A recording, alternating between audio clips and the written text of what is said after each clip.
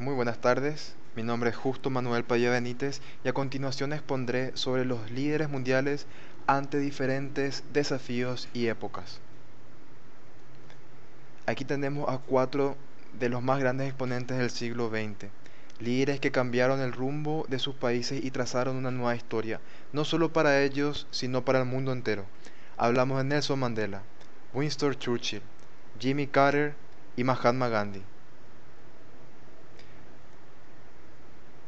Presentaremos nuevos contextos históricos y nuevas problemáticas para cada uno de ellos para determinar si su liderazgo será efectivo o inefectivo ante las nuevas situaciones. Hablaremos de las principales características del liderazgo de cada una de estas personalidades y las características del nuevo conflicto en el cual se van a ver envueltos.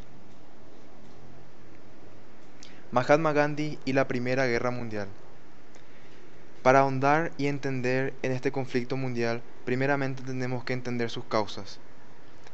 La Primera Guerra Mundial tuvo fuertes razones económicas. El desarrollo de la Segunda Revolución Industrial dio origen a nuevas potencias industriales que se empezaron a enfrentar a las viejas y ya establecidas potencias.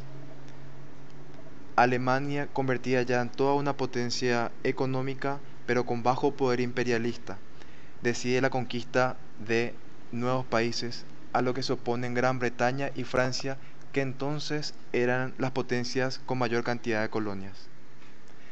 Durante finales del siglo XIX e inicios del siglo XX se dan grandes cambios políticos a nivel internacional propiciados por ideologías nacionalistas llevadas a cabo con carácter bélico, lo que genera cambios geopolíticos importantes como la reunificación de territorios que da origen a nuevos estados como Alemania e Italia, la desgregación del Imperio Otomano, pérdida de territorio por parte de Francia y todo esto rodeado por el afán colonialista de las nuevas potencias como Estados Unidos y Japón.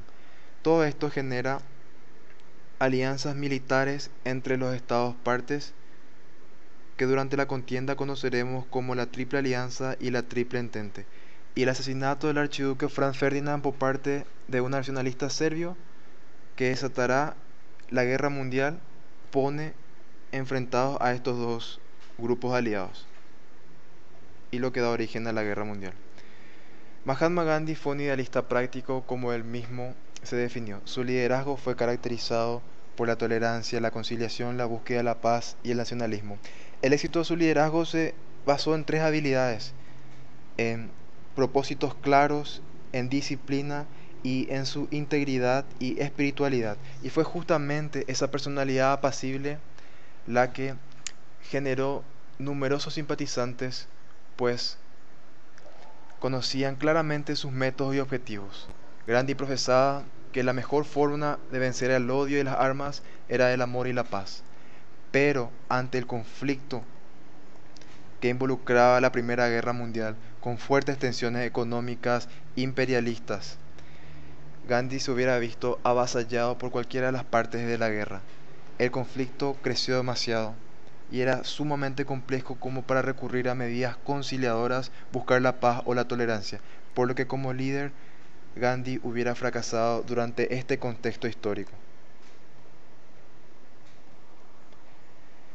Jimmy Carter y el 11 de septiembre del 2001, fecha de los atentados terroristas contra las Torres Gemelas.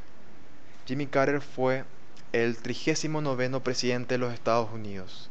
Su mandato se caracterizó por un giro radical de la política exterior de los Estados Unidos, con la búsqueda de protección de los derechos humanos y la democracia y con un propósito de erradicar el armamento nuclear en todo el mundo y disminuir la carrera bélica americana, con la disminución del presupuesto de defensa, retiro de tropas y disminución del armamento nuclear.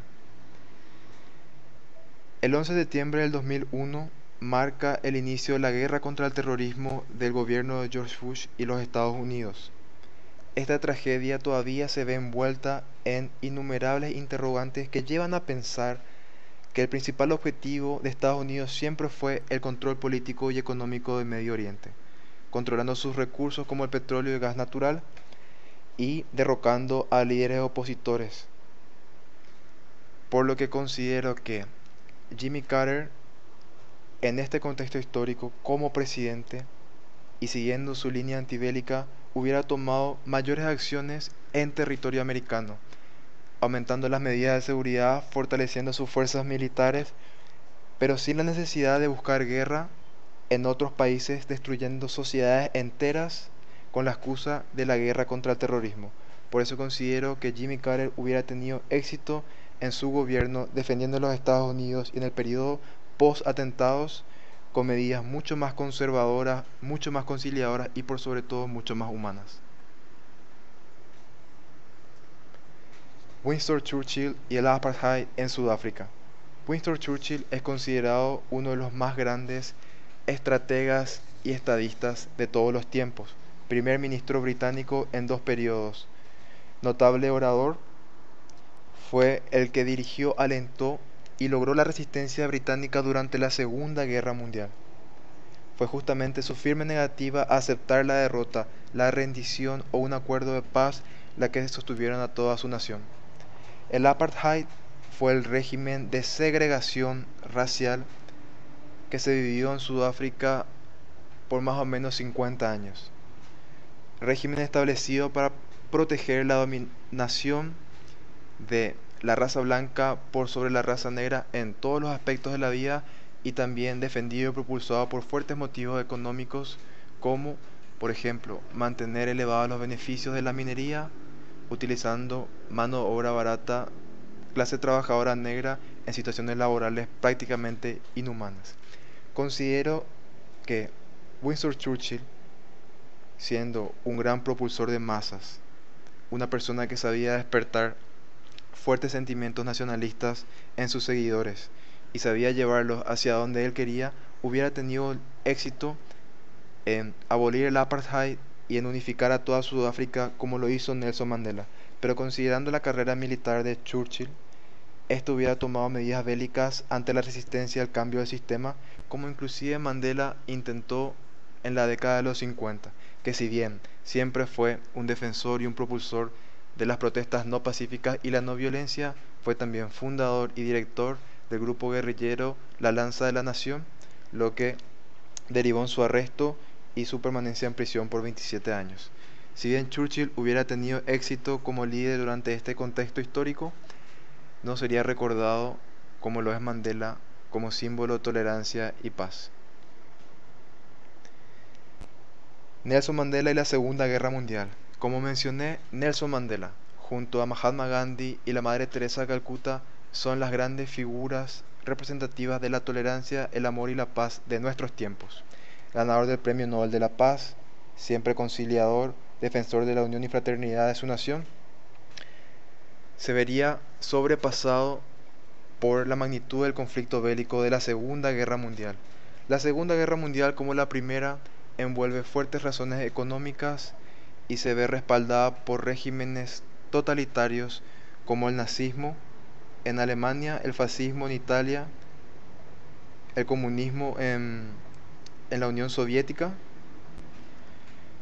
lo que lleva a la confrontación entre los países, encabezando por Alemania, que se sintió humillada por las medidas adoptadas en el Tratado de Versalles, por la pérdida de su territorio considerada desproporcionada, las indemnizaciones económicas que debía pagar por gastos de guerra, y también acompañada por otros países descontentos como Italia y Japón, vencedores en la Primera Guerra Mundial, pero que no vieron satisfechas sus pretensiones geográficas luego de la victoria.